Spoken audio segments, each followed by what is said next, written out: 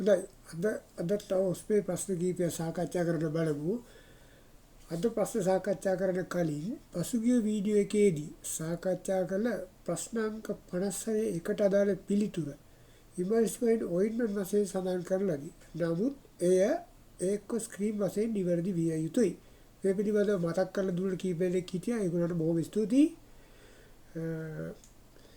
ඒ අනුව නැවතත් ඔයාලගේ අවධානය සඳහා ඉමල්සිෆයිඩ් වැක්ස්, ඉමල්සිෆයිඩ් ඔයින්ට්මන්ට් සහ ඒක ස්ක්‍රීන් වලට අදාළ ෆෝමියුලා සඳහන් කරමි. ඒ එකිනෙක අතර තියෙන සම්බන්ධතාවය ඔයගොල්ලෝ අවබෝධ කරගන්න ඔයාලට එය ප්‍රයෝජනවත් වෙයි.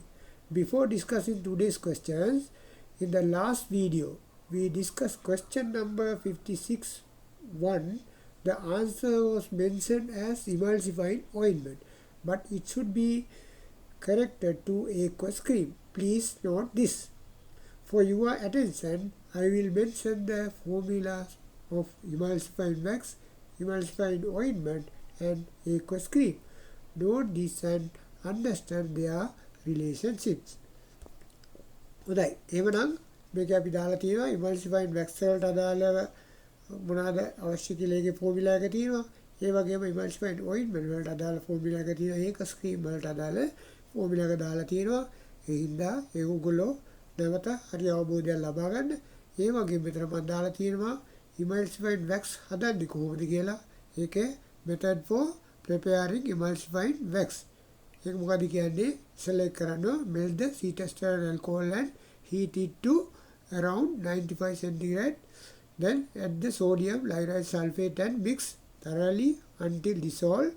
Gradually add the purified water and continue heating to about 115 centigrade degree, ensuring everything is fully dissolved and uniform.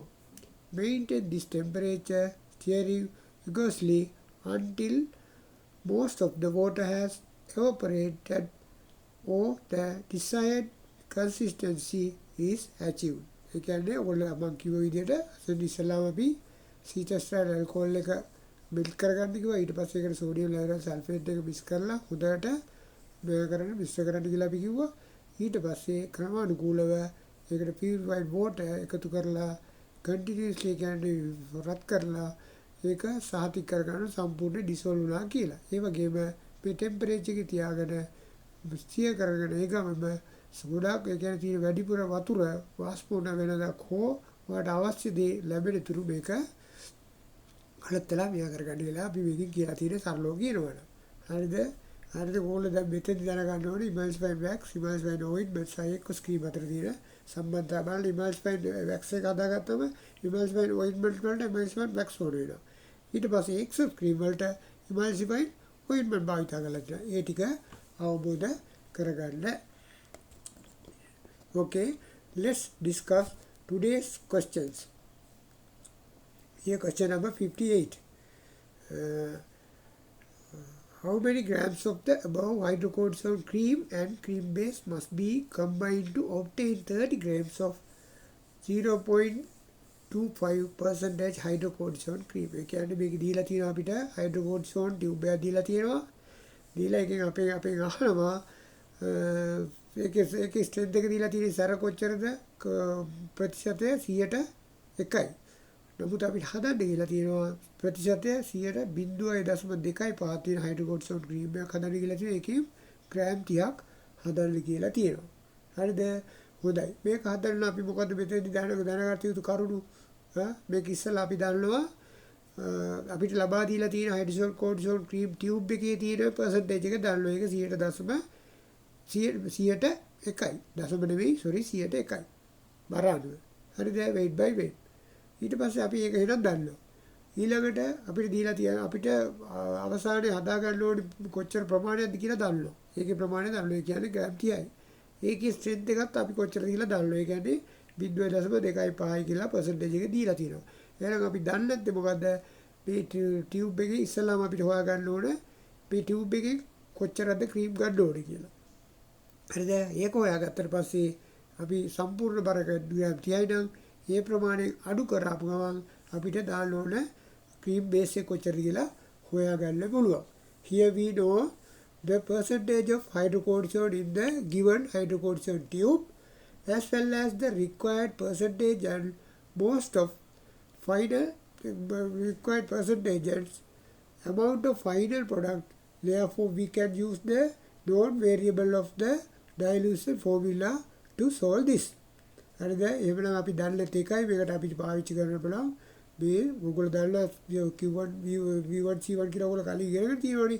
අන්න ඒ සූත්‍රේ පාවිච්චි කරන්න පුළුවන්. After that, to find the amount of ointment base, subtract the amount of hydrocortisone cream that should be taken from the given hydrocortisone tube. That is හරිද? එහෙනම් අපි ඒ ක්‍රමයට බලමු. මේකට අදාළ සූත්‍රය අපි දන්නවා. නොදන්නේ මේක එතකොට මේක අපි නොදන්නේ මොකද්ද? දැන් අපි දන්න C1 දන්නවා. ඒ කියන්නේ ආරම්භක ස්ට්‍රෙන්ත් එක දන්නවා. ඒ වගේම අවසාන Q2 කියන්නේ මෙතන අවසාන percentage අවසාන කොච්චර තියෙන ප්‍රමාණය දන්නවා. C2 කියන්නේ අවසාන එකේ ස්ට්‍රෙන්ත් එක මොකද්ද කියලා දන්නවා. හරිද? ඒ දන්නේ නැත්නම් මොකද එහෙනම් ටියුබ් මේ සූත්‍රය අනුව අපිට දන්නේ නැත්තේ ටියුබ් එකකින් කොච්චරක් ගන්න ඕනද කියන එක විතරයි. එහෙනම් ඔයගොල්ලෝ මේකෙන් අපි පැහැදිලි දීලා මේ සූත්‍රය එහෙනම් Q1 කියන්නේ ප්‍රමාණය, C1 කියන්නේ ස්ට්‍රෙන්ත් එක, percentage එක කොච්චරද කියන එක, ඒ කියන්නේ ආරම්භයේ තියෙන එක, Q2 කියන්නේ අවසානයේදී ගන්න ඕනි ප්‍රමාණය සහ අවසානයේ තියෙන ඕනි percentage එක. එහෙනම් අපි මේක දන්නවා Q1 කියන්නේ Q1 required hydrocortisone cream from the tube, C1 percentage of hydrocortisone cream, then amount of final product is 30 gram, percentage of final product 0.025. For solve for the unknown variable Q1 විතර මේක අපි දන්නේ නැත්නම් එහෙනම් Q1 එක තියාගෙන අපි ආදේශ කළ ඕගොල්ලෝ දන්නා සමීකරණ විසඳන විදිහට එහෙම කරපුවම අපිට එනවා hydrocortisone cream ඒ කියන්නේ required hydrocortisone cream from the tube කොච්චරද දෙන්නේ 7.5 grams. ඊට පස්සේ අපි මොකද කිව්වේ ඒ හයිඩ්‍රෝ ටියුබ් එකකින් අපි කොච්චර ගන්න ඕනේ කියලා තීරණය කරලා ඉවරයි. ෆයිනල් ප්‍රොඩක්ට්ස් එක ග්‍රෑම් 30යි කියලා අපි දන්නවා. එහෙමනම් ටියුබ් එකකින් ගන්න ඕනේ ප්‍රමාණය ෆයිනල් ප්‍රොඩක්ට් එක අඩු කරපු ගමන් අපිට ක්‍රීම් බේස් එක කොච්චරද ඕනේ කියලා අපිට කියන්න පුළුවන්. හරිද? ඔන්න එහෙනම් ඒ ටික අපි විස්තර කරලා තියෙනවා බලන්න.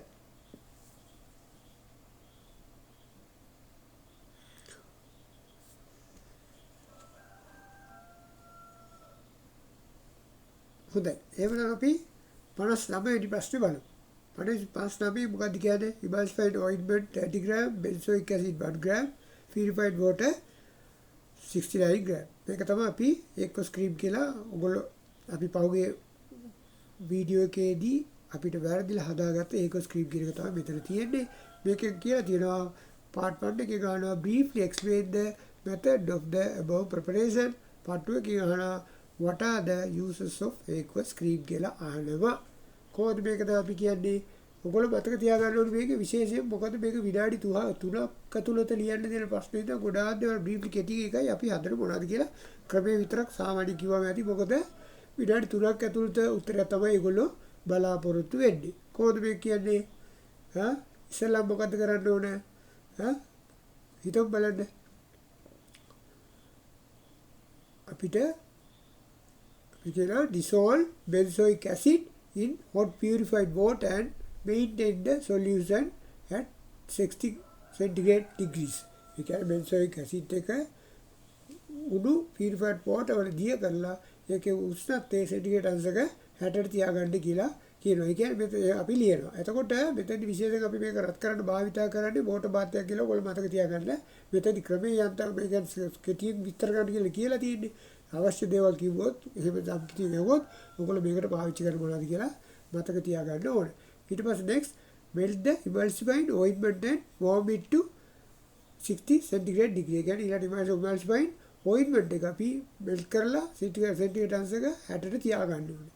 ඊට පස්සේ මේ දෙක එකට මිශ්‍ර කරනවා. එච්චරයි කරන්න තියෙන්නේ. Add the aqueous solution to the melted ointment and stir continuously until cold. තේරුණාද? අපිට එහෙම ලියන්න පුළුවන්. ඒ කියන්නේ ඉස්සෙල්ලා benzoic acid එක අපි උණු purified water එකේ දිය කරගන්නවා. ඊට පස්සේ ඒක සෙන්ටිග්‍රේඩ් අංශක 60ට මේන්ටේන් කරන ගමන් ඒක ඊට පස්සේ emulsified ointment එක මේල් කරගන්නවා. ඒකත් සෙන්ටිග්‍රේඩ් අංශක 60ට තියාගෙන ඊට පස්සේ මොකද වෙන්නේ? මේ දෙක එකට මිශ්‍ර කරලා ඊට පස්සේ මිශ්‍ර කරලා හොඳට කලත්තලා කුල් වෙන්න හරිනවා. හරිද? dissolve benzoic acid into purified water and maintain the solution at 60 centigrade. Next, melt the emulsified ointment and warm it to 60 centigrade degrees. Then add aqueous solution to the melted ointment and stir continuously until cold. ඒ ටික අපි ලියවම හරි. හරිද? හරි. ඊළඟට අහනවා what are the uses of aqueous creams? මොකක්ද aqueous creams එකේ තියෙන uses මතක් කරන් බලන්න. මේක emulsified ointment තියෙනවා, benzoic acid තියෙනවා, purified water තියෙනවා. මේක අපිට මොකක්ද යන්න බලමු. aqueous cream මොකද use කරන්න බලමු. aqueous cream is අපි ලියන්න එකක් used to moisturize and soften dry skin. ඒක අපි ලියන්න බලමු. ඊට පස්සේ it is used to again අපි කලින් කිව්වේ අර තෙතමනේ ආරක්ෂා කරන්න dry skin වලට පාවිච්චි කරනවා කියලා. ඒ මුලින් කිව්වේ ඊළඟට අපි මේකට යොදාන්න බලලා ඊළඟට කියන්න පුළුවන්. මොකක්ද මේක? මේක it is used in the treatment of eczema and psoriasis. හරිද? ඒකට පාවිච්චි කරන්න පුළුවන්. ඊට අමතරව මේක පාවිච්චි කරන්න පුළුවන් it can be used as a cleaning agent. ඒක පිරිසිදු කිරීම වශයෙන් මේක පාවිච්චි කරන්න පුළුවන්. සෝප් එක වගේ පාවිච්චි කරන සමහරට. හරිද? හරි. තව මොකද අපි ලියන්න පුළුවන්? ඒකට මේක සාමාන්‍යයෙන් අපිට තවත් මේක ආපු ගමන් සමේ අර ආරක්ෂා කර ආවරණයක් වගේ මේක ක්‍රියාත්මක කරනවානේ. හරිද? ඒක අපි ලියන්න කොහොමද? it acts as a protective layer to seal the skin. ඊට පස්සේ තව මොකද්ද? මේකේ අපිට සාමාන්‍ය මේක skin infection වලට පාවිච්චි කරන්න පුළුවන්. සාමාන්‍ය වගේ ඒක අපි ලියනවා. ඒක උපකාරී වෙනවා. it help with the management of skin infections කියලා අපි ලියන්න පුළුවන්. ඊට පස්සේ ඒක සමහරවිට පාවිච්චි කරනවා අපි දැන් අර සාමාන්‍ය ඔපරේෂන් එකක් කරාම ඒ වගේම තමයි සමහරට අර ඒ වගේ තනවා ලේසර් ට්‍රීට්මන්ට් එක කරාට පස්සේ එතනටත් මේක ඒ පාවිච්චි කරනවා. සාමාන්‍ය එකක් තමයි ස්කින් එක මොයිස්චරයිස් කරලා තියාගන්න මේක පාවිච්චි කරනකොට ඉතින් ඒක මේක නිර්දේශ කරනවා. ඒ වගේම තමයි මේක අර සනීප වෙන්නත් හීලි වෙන්නත් උදව් කරනවා. ඒක අපි කොහොමද කියන්නේ? it is recommended for post procedures care. කියන්නේ අපි කිව්වේ මොකද්ද ලේසර් ට්‍රීට්මන්ට් එක හරි සර්ජරි කරාට පස්සේ ඊට පස්සේ ඒකට මේක භාවිත කරනවා. ඒ ස්ථානවල ඒක මොයිස්චර් එක රැක ගන්න සහ මේක හීලින් එකටත් උදව් කරනවා. ඒ වුණාම it is recommended for post procedures care. example එක අපි ලියන්න පුළුවන්. අර ඒ ටික ලියුවා නැති හොදේ මම මේගොල්ලෝ දැනගෙන ඉතින් ඊටු ටික ලියන්නේ. මොකද විනාඩි 3ට ලියන්න පුළුවන් හරි ඕගොල්ලෝ ලියන්න හොදේ. හරි. it is recommended for post procedures care කියලා ලියුවා. ඊට පස්සේ උදාහරණ අපි ලියන්න පුළුවන් example after minor surgery so laser treatment ඒක අපිට to help keep the skin moisturized and promote healing කියලා අපිට ලියන්න පුළුවන්. here is the answer. හරිද? මෙතනදී ඔයගොල්ලෝ විශේෂයෙන් මතක තියාගත්තු දේ තමයි මේ ඔයගොල්ලෝ දැනගන්න අවශ්‍යතාවය සහ සමහරුට ලියා ගැනීම ගැටලු එඩහිද්ද බව මේක ලියලා මේ විදිහටම ලියන්න ඕනි කියලා නෑ. ඔයගොල්ලෝගේ භාෂාවෙන් මේක ඔළුවට දාගන්න මොකද්ද මේකට අපි ලියන්නේ කියන එක තව විනාඩි 3ක් ඇතුළත ලියා ගන්න පුළුවන් විදිහට ලියුවම ඇති. හොඳේ මේ සමහරක විස්තර ඔයගොල්ලෝ තේරුම් ගන්න ලියලා තියෙන ඔක්කොම අවශ්‍ය නැහැ. අපි උදාහරණයක් වශයෙන් අද මෙතන අපි කිව්වා it is recommended for post procedure එකක් කියලා හරි. ඊටු ටික ඕනෝලට මේක පැහැදිලි කරලා වෙලා තියෙනවා ලියන්න.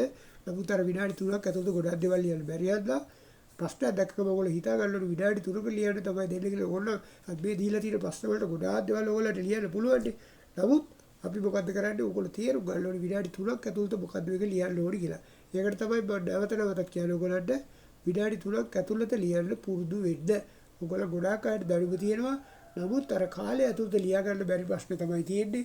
එතනට ගියාම ඒක තමයි තියෙන ගැටලුව. ඒ නිසා ඔයගොල්ලෝ කලින් ප්‍රැක්ටිස් වෙන්න. විශේෂයෙන් ගොඩක් අය ප්‍රතිඵල ආවට පස්සේ අපි ඔස්පේ වල ලැබ් තියනවා කියලා ඉන්නවා. එහෙම ඉතියොත් ඊට පස්සේ එහෙම ඉන්නේ නැතුව ඔයගොල්ලෝ ඔයගොල්ලෝ පුළුවන් වෙලාවලට අර ලියල්ද පුරුදු වෙන්න විනාඩි 3. එතකොට මේ ඔස්පේ එක අමාරු වෙන එකක් නැහැ. ඔයගොල්ලෝ දන්නවා මේ පාර මම කලින් වීඩියෝ එකක විස්තර කරලා තියෙනවා. ඔස්පේ එකේ දුකක් වැදගත් වෙනවා. මොකද ඒකට සෑහෙන ලකුණු ගණනක් ගන්න වෙනවා. මොකද 150ක් අතර අපි ලකුණු විස්තර මම දාලා තියෙනවා. ඒකත් බලන්න. අනිත් එක නැවතත් මම කියන්නේ විනාඩි 3ක් ඇතුළත ලියන්න ඔයගොල්ලෝ උත්සාහ කරන්න. හොඳයි අපි නැවත තවත් වීඩියෝ එකකින් හම්බෙමු.